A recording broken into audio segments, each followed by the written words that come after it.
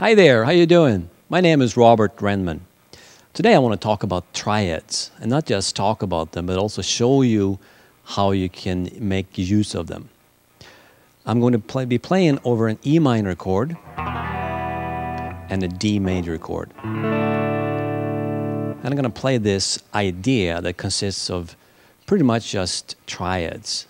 And you'll hopefully hear how it sounds so melodic and nice, right?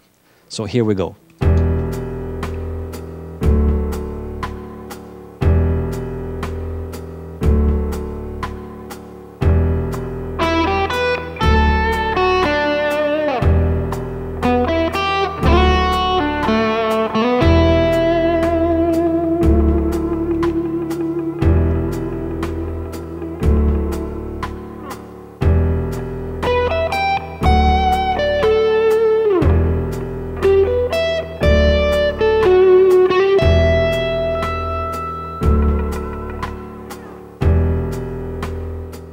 So let's talk briefly about what a triad is. Well, if we start with the E minor chord, if we play the notes of the E minor scale, it's the E natural minor, it sounds like this.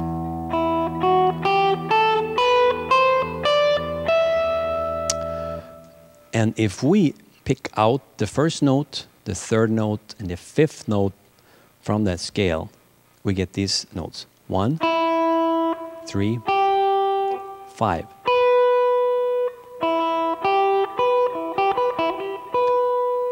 And when we play them together, which I'm doing in the beginning here, I'm playing on the 9th fret on the G string, 8th fret on the B string, and 7th fret on the bottom E string. I have an E minor chord. And you probably have noticed when you're playing a bar chord, if you know the E minor bar chord up here, those bottom 3 strings are these notes. And then for the D major chord, doing the same thing there. If we start on the root note, the first note D here, on the 7th fret on the G string, and then we'll play the D major scale and pick out the first, the third, and the 5th notes of D major. We get a D major triad, which is part of this chord, the D major bar chord. So that's how this whole idea that I'm showing you today, this theme, it could be a part of a solo or a kind of an intro to something or a melody. It's just consisting of these 2 triads. And then what I'm doing in my example here, I'm changing things around a little bit. I'm inverting the triad, as it's called. And the first time I'm playing 1, 3, 5. But then as I progress through the idea, I'm changing the order, so it's not always 1, 3, 5. It can be 5, 3, 1, or it could be 3, 1, 5, for example. So let's move up close on the fretboard and I can show you better how to play it. So the first time I'm playing this idea, I'm playing 1, 3, 5 for E minor. And then when the chord switches to D major, I'm doing 5, 3, 1, coming back from the D major triad. So those 2 together.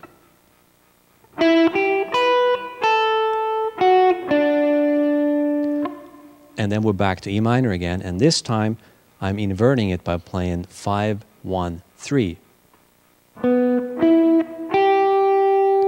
And then that's for the E minor, and for the D major I'm playing 3, 1, 5. So those 2 together sound like this.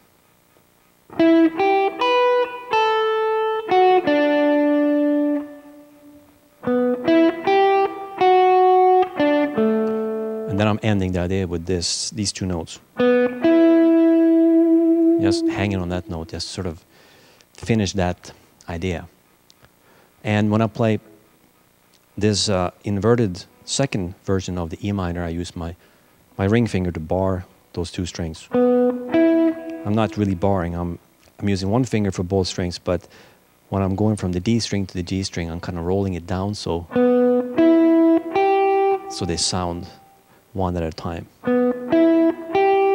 And then on the D chord, I use one finger for each string. Because I want to play this, I don't want it to sound like that. I want each note to ring individually.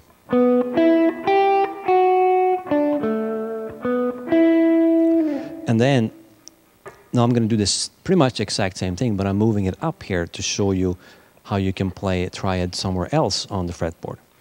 Now this time, I'm playing this first.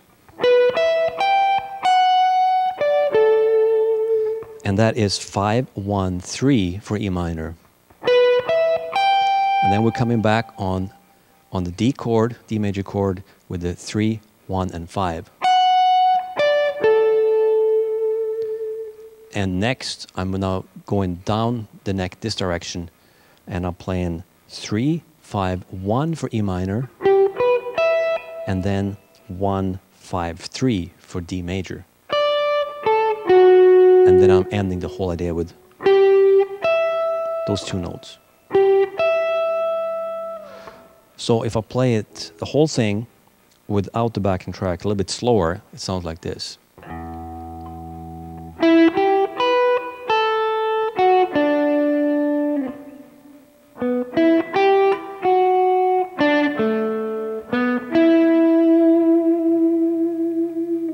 And second time up here.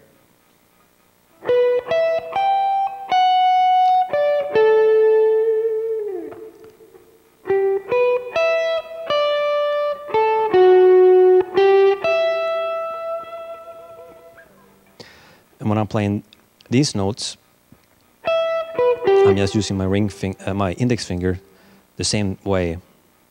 One finger for all three notes, but I'm sort of rolling it over so I don't play them together. I don't want it to sound like, which is actually a chord. I want it to play the triads in sort of like an arpeggio, you can call it, like one note at a time. And the same with this one. The D major triad here, I'm using the index finger for the first two notes. Sometimes I use my index finger, sometimes I use my ring finger for those notes. The benefit with using your ring finger is because you can easier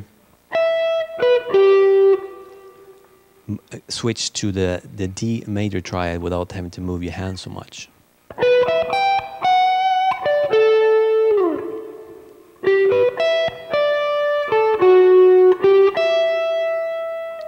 So let's do the whole thing with the backing track here.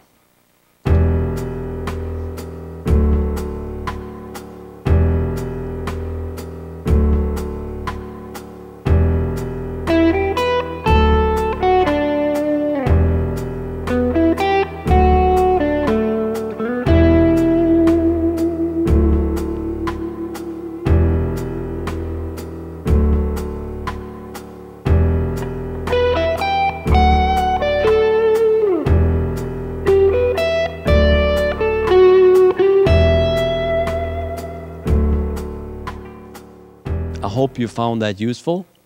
Thanks for watching, and I'll see you soon.